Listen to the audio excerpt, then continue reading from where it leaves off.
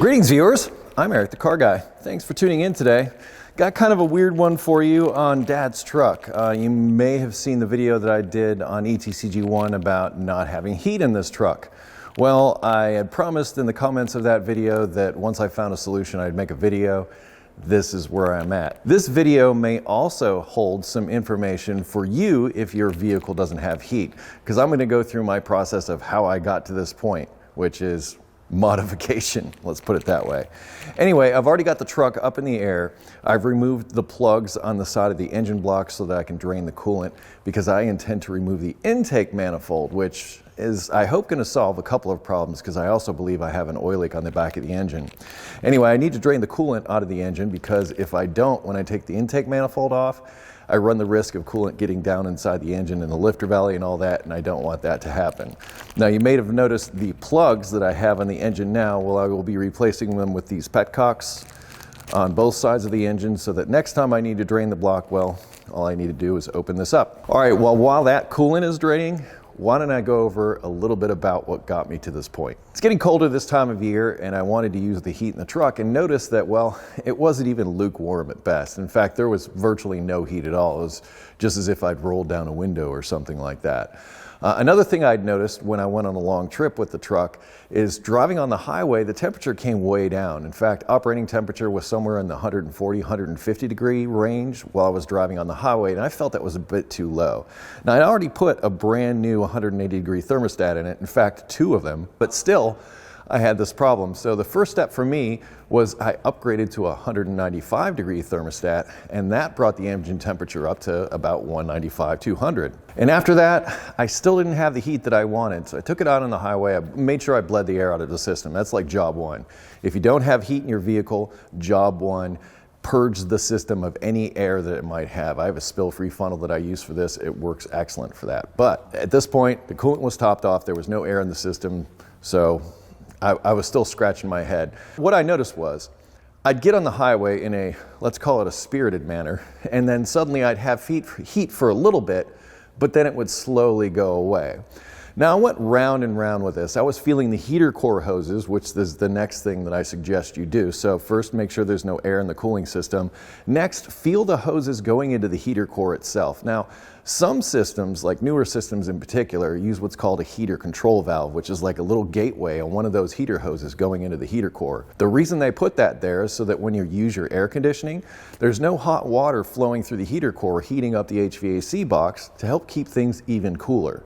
So that's another suspect you can add possibly onto the vehicle that you're working on, but this truck doesn't have one of those. All it's got is hoses that, well, basically one comes out of the water pump and the other is coming out of the top of the radiator. So I'm feeling the hoses. The hoses also feel kind of lackluster, whatever. So the first thing I tried to do was I tried flushing the heater core out. In fact, I soaked it overnight in a common chemical you can find at your local grocery store that gets rid of, say, deposits in things. That said, I soaked it in that substance overnight, then flushed the heater core out the next day backwards. Whenever you flush your heater core out, I'll put a link in the video for that. Whenever you flush a heater core out, you want to go backwards to the direction of flow, which I did. So I flushed it out not only with water, but also compressed air. Still no joy. So I took the cover off that goes over the top of the heater core on the HVAC inside the truck, and I still couldn't feel any coolant circulation or anything through it. So I'm like, okay, what do I do? Well, I looked it up. Heater cores were only about $30, and I already had the cover off to access it. So really it was just a matter of getting the heater core and putting it in, which is what I did. Still no heat. Yeah, I know, I was throwing the parts can at it. But once again, it was not that expensive. After that, I started suspecting the water pump, because my radiator is new, my hoses are new, my water pump is also new, but I'm just like, there's no circulation of coolant going through here. What is going on? So that leaves me with, like I said, the water pump, which I tested. I actually took a hose and ran it down into a coolant pan and ran the engine and didn't see anything coming out. Well, I called up March Performance to try to ascertain if that was an inlet to the water pump or an outlet to the water pump, and nobody could give me a definitive answer. In fact, they sent me to another company. Everybody was very helpful, but nobody had the answer that I was looking for. But the video that I mentioned earlier a lot of you made comments to the fact that that is an inlet to the water pump from the heater core, not an outlet. In stock, these engines have a port that comes out of the back of the intake manifold and goes down into the heater core. Long story long, we're getting to the point. What I've determined is that it's not a water pump problem as I thought at the beginning of that last video. It's a problem with flow. And the reason I have a problem with flow is because what's going to the water pump is an inlet. What's going to the radiator, also an inlet. If you have two inlets, you're not going to have any flow. So today, I'm going to go in and modify my intake manifold to put a little heater port on, hang on. I'm going to install this guy right here in the front of the intake manifold. I was hoping I could get it in the back of the intake manifold, but there's some bracing and stuff back there that I don't think this is going to happen. I might know more when I get the intake manifold off, but it's very likely this is going to go right underneath the thermostat on the front of the engine, which is going to kind of mess up the bling on my engine. I'm not really happy about that, but if it gets me the heat that I'm looking for, well, there we are. You're all caught up now. Sounds like the truck is finished draining. I'm going to install the other petcock on this side. We'll get up top, get the intake manifold off, get started on this job, see if I'm right. In case you were wondering, the way the heater core is set up is on the right here is the inlet and on the left is the outlet. So the outlet's going to be smaller to help restrict flow as it's coming in, and the inlet will be bigger to, well, allow more flow coming in. But inlet, outlet. Here's the plan. I showed you this earlier. This is a 3/4 fitting that I intend to install right about in here somewhere is the plan. And hopefully I don't completely jack up the intake. I also have to be careful that the thermostat's behind here, so I don't want to run this into the thermostat and make it so that it doesn't operate properly. This sort of points me in the direction that I want to go, you know, out here and down over into the heater core. My thought is I'm going to eliminate this one going into the radiator here and leave the suction side of the water pump attached, so that this will be my outlet coming out from underneath the thermostat. So I'll get coolant as it's circulating through the engine before the thermostat opens up. The inlet will be the one coming into the water pump, and this makes for the shortest run. Also, there isn't this uphill going back into the radiator here. No matter what, this intake's got to come off, so let's get started with that. I don't feel the need to get into too much detail in the removal of this intake, mainly because it's custom to my truck, so it's not going to do too much for a lot of you. How embarrassing.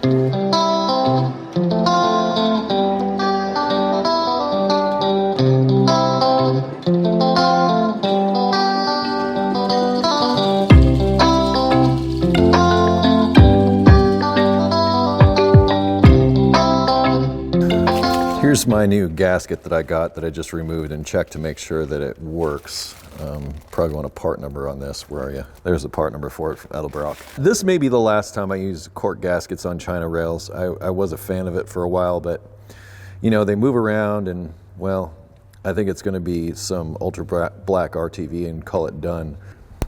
The intake manifold has been removed, and I've done a little preliminary just looking around at stuff for how much room I have between the thermostat and putting this in the side here. I might change gears on this. So I'm going to be eliminating this inlet into the radiator. So this is going to go away, and I'm going to install a plug in its place, which I have over on the bench. But this guy, if you look, has a smaller profile than that guy. Yet they both accommodate the same size hose. So my thought is, and this one's maybe a little prettier, but my thought is to do this. Although this will protrude into this passage a bit more. I did have one other thought that I want to put out there. I did think about removing one of these coolant temperature sensors, this one in particular, and I almost think this one might screw right into its place. The sensor is actually smaller in diameter up here, because this is sitting inside of an adapter. Just for poops and giggles, I'm just going to see what the reality of this is before I commit to drilling a giant hole in this intake. As long as I get water, hot water from underneath the thermostat, I believe this is going to work.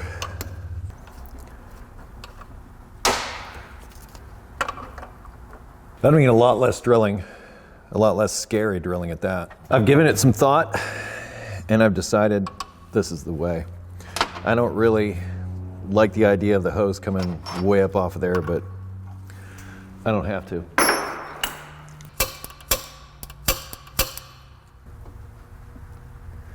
This goo is going to help lubricate the drill bit, but it'll also help keep some metal shavings out of all this. I like to start with a smaller drill bit and then work my way up.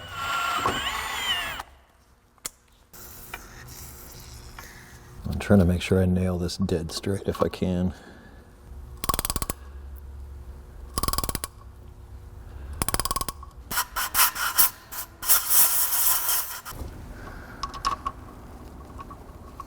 That's going to work perfectly.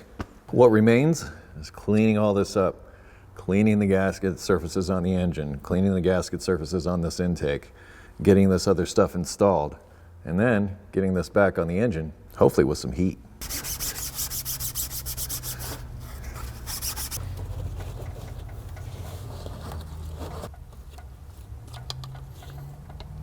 Everything is now cleaned and ready for gaskets and intake manifold installation. Exciting, right? I really did prefer to put that nipple back here, but you can probably see that this is going directly into this boss. It was on both sides. It was never going to work back there. But I think the way things worked out here was pretty darn good, honestly. I'm going to use a little gasket tack on the intake gaskets. Have this set up while I put the RTV on the engine. This can is pretty old. It's even rusty. And that's what I'm going with.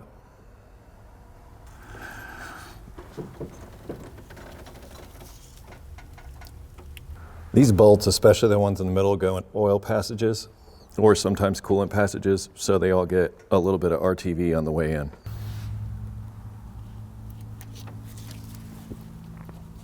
Now I need to torque it down. As far as a torque spec, I had to tighten and retighten this intake manifold to get it to seal. So I'm going as tight as I possibly can. That said, I am going to tighten at the center and work my way out to the ends. So I'll start by snugging these center ones up on both sides. Yeah, I had leaks in here and in here forever, and we know about our oil leaks in the back, so everything is pretty well sorted and put back together. I haven't put the air cleaner back on. Even though I marked everything when I removed the distributor, I'm still going to check the base timing. Also, well, bad news for me, good news for you, I'm going to wait until tomorrow to start this up. I want everything to cure before I fire it up for the first time and fill it up with coolant. So I'm just going to run the hoses for now. For you, it'll only be a second, but for me, I gotta wait a day to find out if all this was worth the effort. Now let's sort out these heater hoses. I'm gonna do it as follows. This is gonna be the outlet. Comes out of here, goes into this right side, the inlet of the heater core. Then this hose is gonna come back up. I'm just actually gonna switch that one back there and just add one new hose for up here.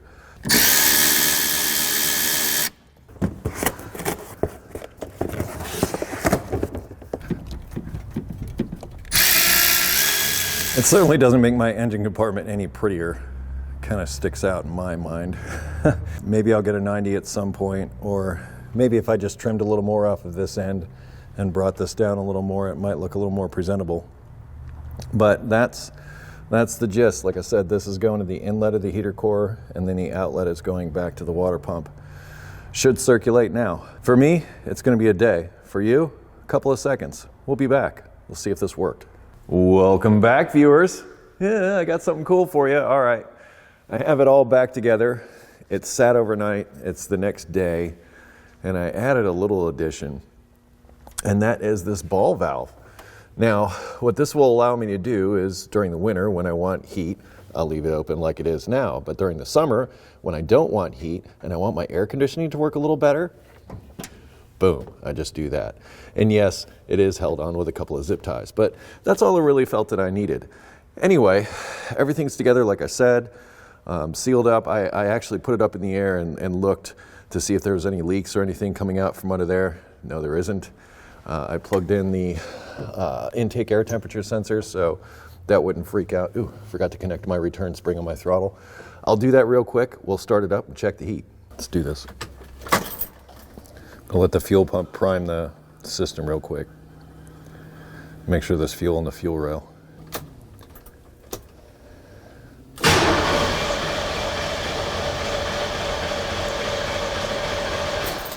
Ooh, that's not starting. Let's find out why. I figured it out. I switched two of the connectors. Apparently, the connectors for the fuel pressure sensor and the TPS are the same. Yes, they are marked. I just put them in there thinking they weren't the same. But anyway, it's all hooked up now. We should be good to go.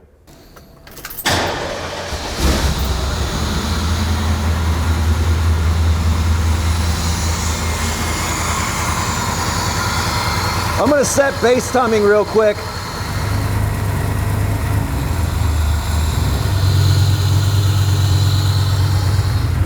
We're coming up to temp. Let's check the heat. I can tell you it's working already. I just grabbed this hose. It's hot. All right, I've got the temp set to hot. Wow, it's going up already. Like you can totally, I have heat now. Check it out. It is climbing something fierce. Problem solved. Yeah, that's good heat right there. I mean, I've got 110. Keep going. I'm going to have up to 120 coming out of those vents.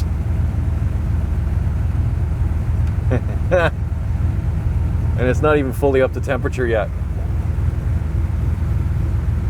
So that problem is solved. Looks like I might have also solved that oil leak issue too. Well, viewers, if you watch the ETCG1 video, which I'll link in the description for you, you know there's a long, strange trip that got us to this point. But the truck now has heat, and I now know the issue. And the issue is how I had the whole thing hooked up to begin with. Now, to summarize, if you don't have heat in your vehicle, job one, check for air in the cooling system. Bleed it out, similar to what I did with that spill-free funnel there behind me. Make sure there's no air in the system. If you find air in the system, look for the leak. It went somewhere. So sometimes they get low and they get air pockets. That happens, but a lot of times there's a leak, so look around for that leak. Next, feel the heater hoses to make sure that they're warm like I was here. And initially, my hoses were not warm. I wasn't getting any circulation. And then check the heater control valve if you have one. I put one on my truck, but it works almost exactly the same on your vehicle. Most modern vehicles have a heater control valve. As I said, they do that to block off coolant flow when the air conditioning is on. And now I'll be able to do the same thing. Yay! Sometimes those have an issue. So make sure that you've got hot water going through that heater core. If you are sure of that and you still don't have heat, there could be a problem inside the HVAC box itself. There's what's called the blend door, which switches airflow between the heater core and the AC system or vented to the outside air, depending upon what kind of system you have. And if that isn't functioning properly, it will not direct air past the heater core. Thus, you won't have heat inside the passenger compartment. So if you have hot hoses in the engine compartment and you still don't have heat inside, make sure that the airflow is going where it's supposed to go. And you may have to look at your service manual to find out stuff about that. I'll put a link in the description about additional information on what to do if your heat is not working in your vehicle. This was kind of a personal one for me. I needed to have a win here. Now I'm gonna go around, check everything for leaks, make sure everything's okay, and I'm gonna take this thing out for a drive now that I got heat, because it's kind of chilly outside, but not inside the truck anymore. Thank you so much for watching today. I hope you found this information useful. If you have additional automotive questions, I ask you head to EricTheCarGuy.com. That'll be linked in the description along with all that other stuff, including that other video, which you should watch before this one to see where my head was at. Anyway, problem solved. Moving on. Be safe, have fun, stay dirty. Thanks for watching.